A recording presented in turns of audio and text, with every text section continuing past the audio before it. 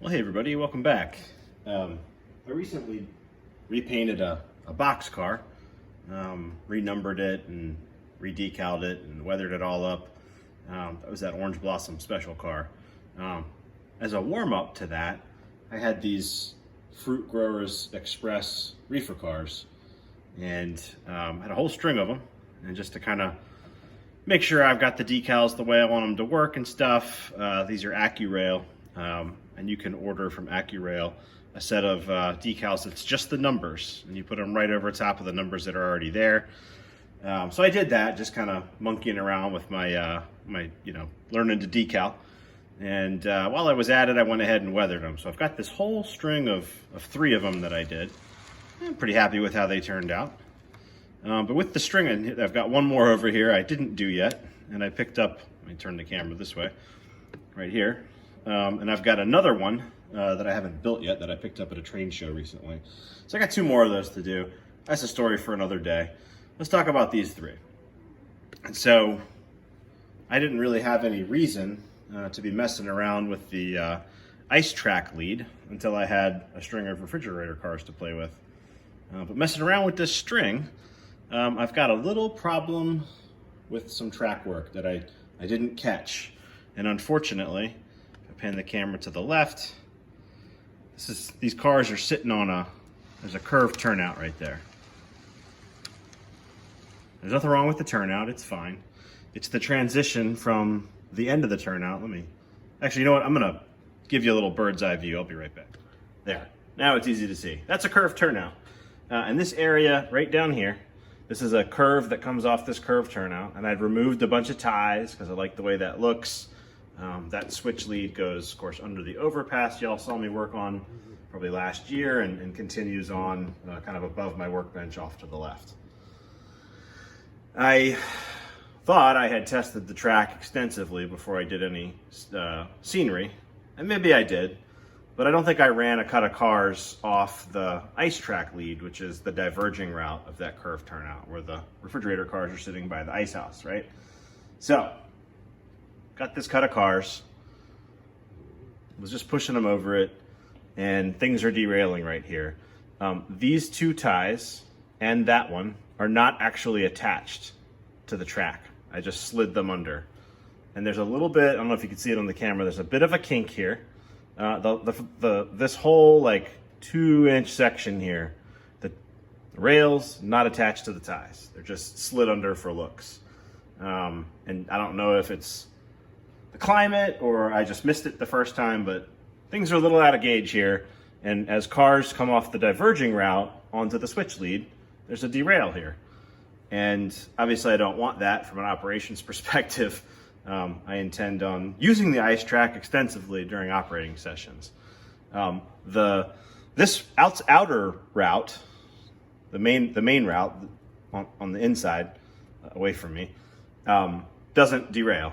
So I don't know if I just didn't notice it or what, but anyway, I want to fix this because I've been talking for a while about wanting to be able to run trains, and this is a problem. So what I'm going to do, this is all glued down ballast, so I'm going to have to wet that down, remove it, pull these couple of ties out that aren't attached, and I'm going to replace them with these circuit board ties with the copper on top.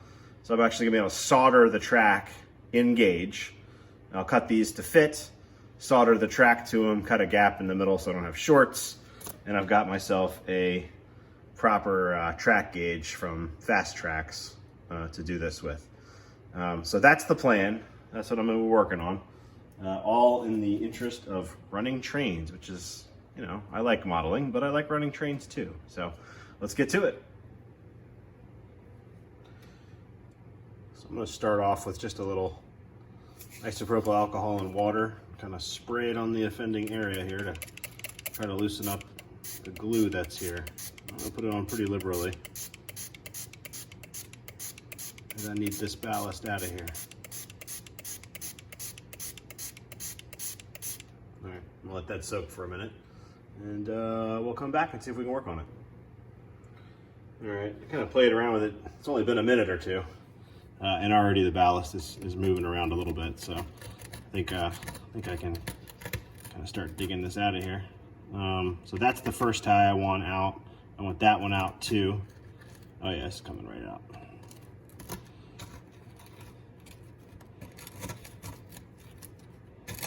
What a mess. I really did think I tested this track, but it's been a while. It's out in a garage. Perhaps the climate's not kind to me, although it doesn't get that cold out here, and I do have AC in the summer. So I would say the temperature, I'm in the US, so I know Fahrenheit, but I would say the temperature probably doesn't vary much more. It might be 68 in the summer, which is perfect if you ask me. And in the winter, it might get into the 50s out here, Fahrenheit. But I don't know if that's enough. I do have a dehumidifier I run out here, so I don't think it's a moisture thing. See if I can get any of these to move. Oh, what a mess. Well, at least I hadn't done the scenery between the tracks yet. These are just ballasted, that's all. So that one's gonna have to come out. This, and this. Those are the three. Let's see what we got here. I don't know what the right tool is for this, but I glued the ties to the foam with Aleene's tacky glue. And they were also ballasted in place. So I'm thinking, yeah, it's starting to move. Good.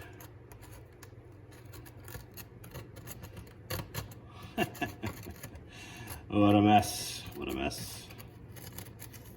This is not the way you want to build a layout, folks. You don't want to go back and redo things you've already done. All this is at the beginning of the main yard switch leads, right? This should be right. All right, I'm gonna dig on this for a little while. I'll be back. All right, well, I filmed myself soldering and doing all kinds of stuff here, but a lot of it was filming the back of my left hand coming across like so, holding stuff in place. So that and that and that are the three new ties that I put in there. I might slip a plastic one over here. I'm not going to worry about soldering that. And I actually, testing this, and I've tested it, it works fine. I actually found another problem area here.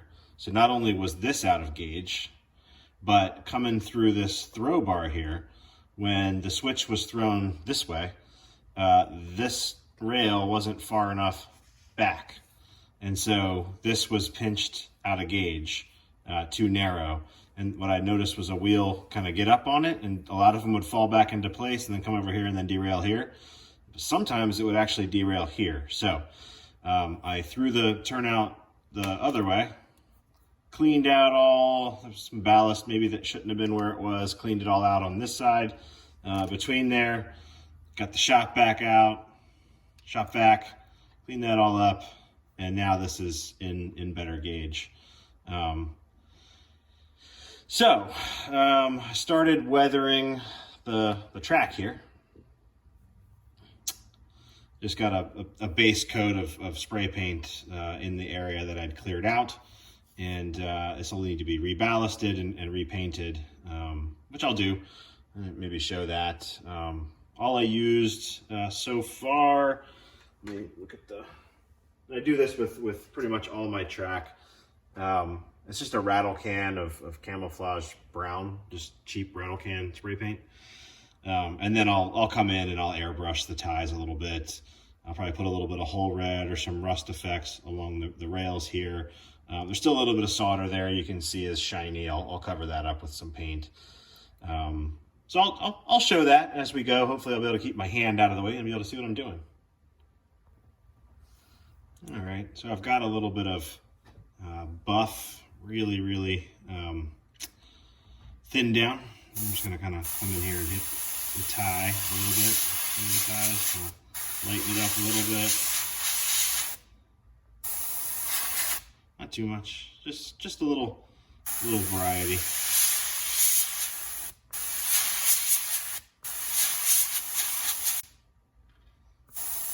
Get that one a little bit. Yeah. Just starting to kind of give it a little rail a little bit with that.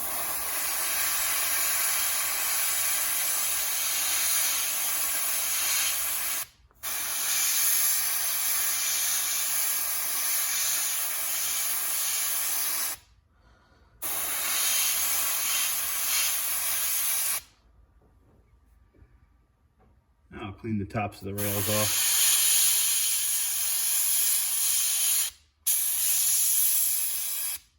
Not to worry.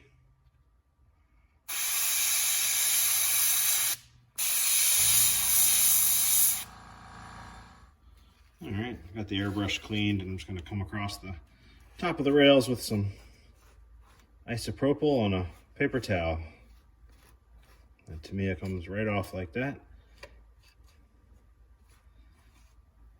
And so, just needs a little ballast in there, and I think we're good as new.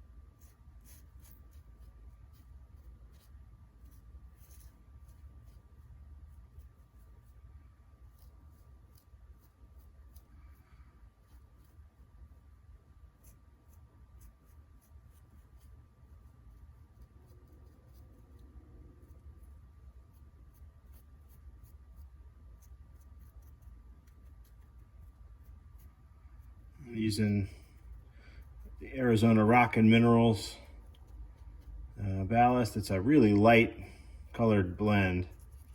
And it is, and I've done pictures where I'm looking at the real thing here in the Richmond, Virginia area, and this is a pretty good match. So it looks a little light, but you know, we'll weather it a little bit once it's down, and it'll look right.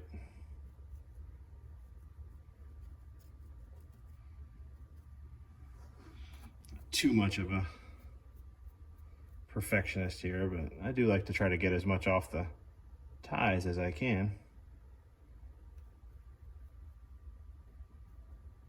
I have not ballasted in some time. You guys know I haven't had a whole lot of new track to ballast. I've been doing all kinds of other stuff lately.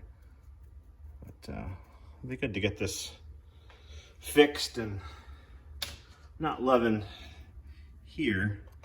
That's actually was some ballast from before that got a little paint on it. So I'm just experimenting what it looks like, kind of scratching the surface of it. Just taking that paint off. I got a little too much of that camo brown going on here, but that'll help it blend in a little better. So the next thing I want to do is just hit it with a good bit of wet water. All right, we're back. Got my trusty dropper here, and we'll just wet this really well. I've had a lot more success with rubbing alcohol, isopropyl, cut with some water, a little drop of detergent in here. I've had a lot more success with that. And then using this Arizona Rock and Minerals ballast, it's actual rock. Some of it's like crushed cork or ground up foam or whatever. And in my experience, that stuff wants to float on you. I don't want it to float. I want it to stay right where I put it.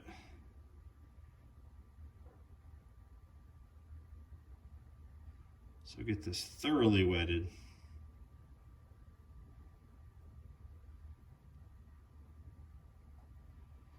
And then what'll happen, my diluted Mod Podge should sink right in and virtually disappear. Yeah, see? I know there's a throw bar there. I'm staying away from it. Just get a good bit of glue there, and you see it just soaks right in. I do the same thing for base scenery stuff. Mod Podge works really well with isopropyl alcohol. So we'll let that dry, and maybe we'll be able to run a train on this soon.